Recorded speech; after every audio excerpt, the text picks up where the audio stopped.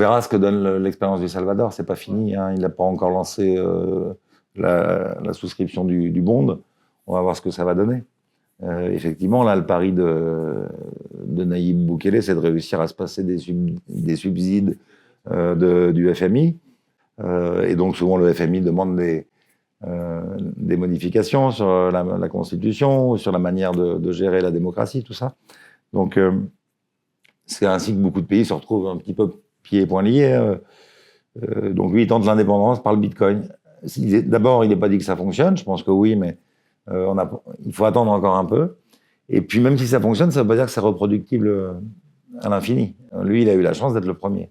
Donc, d'avoir attiré tout de suite beaucoup d'entrepreneurs Bitcoin, qui ont trouvé l'idée fabuleuse, ça lui a créé un capital sympathie très important. Bon, s'il y a 15 pays qui font ça demain, ça ne va pas se reproduire à l'identique. C'était la prime du premier. Et en plus, moi, je suis pas... Plus avance, moins je suis favorable à l'adoption du Bitcoin comme monnaie légale dans les pays. Ça n'a plus d'intérêt.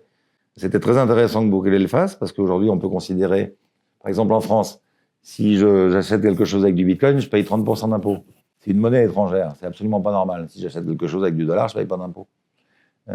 Et donc, le fait que ce soit la monnaie du Salvador, c'est une monnaie étrangère. Donc cet aspect fiscal, là, se discute aujourd'hui. Est-ce que la France reconnaît le Salvador? Est-ce que la France reconnaît la monnaie du Salvador? Et dans ce cas-là, pourquoi la France continue d'imposer Bitcoin comme si c'était un actif et pas du tout comme si c'était une monnaie? Ça n'a pas de sens.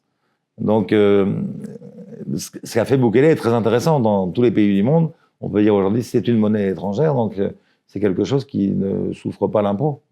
Ou alors, il faut le faire aussi sur le dollar. Voilà, donc c'était hyper fort qu'il le fasse une fois dans un pays.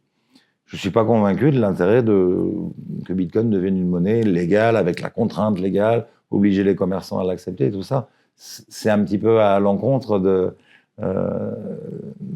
l'idée de liberté que se font les bitcoiners. Ouais. Donc, c'est mon idée. Je pense que moi, je ne pousse pas pour une adoption comme Bitcoin monnaie légale. Ouais.